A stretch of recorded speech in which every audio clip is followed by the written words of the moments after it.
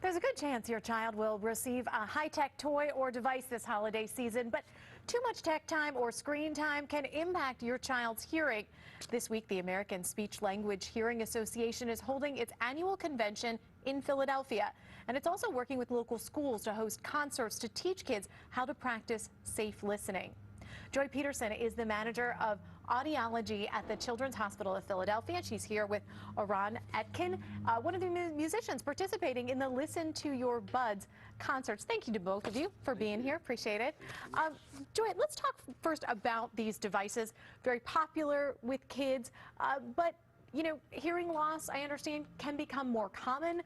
So tell me a little bit about that issue and what you're doing about it. Sure. There's absolutely nothing wrong with using phones or tablets, but you want to use them wisely and in moderation. And so when it comes to listening to these devices, particularly listening through earphones or earbuds, we talk quite a bit about listening at a safe level and listening for a safe duration of time. So the type of hearing loss one can acquire from listening to these devices at an unsafe level is typically called noise-induced hearing loss.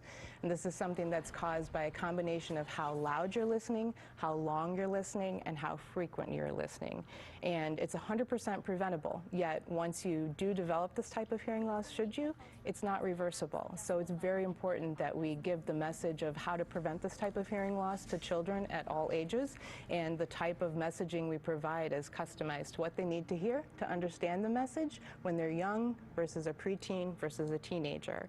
The concerts that we have going on in the Philadelphia schools right now are one example.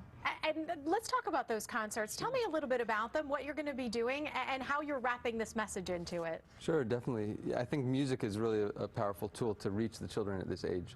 So what we're doing, I came to Philadelphia. We've been doing this for 6 years now in different cities around the country. And I come with my friend Clara, whose last name is Net, who happens to be right here. Clara Net.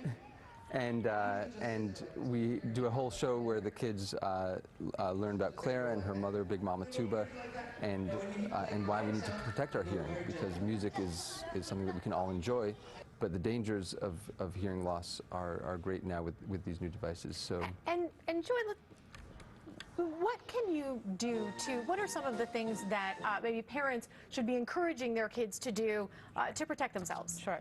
So very specifically, if you're listening through earphones or earbuds, we talk about listening at half volume, which might seem significant, but it's certainly loud enough to where you can hear where you need to hear, but you're listening at a safe level. We also talk about giving your ears a break, so taking a break from listening for a period of time. And in this season of when we think about things for which we're thankful, we may talk about being thankful for our hearing and wanting to protect it. So those are two very specific things that are nice messages you can give to young children in particular. Okay, great. And we want to say, for more information about the Identify the Signs campaign, you can tap the NBC10 app. We've put the information there for you. Joy and Aran, thank you so much for joining us this morning. Thank you for having us. Thank you.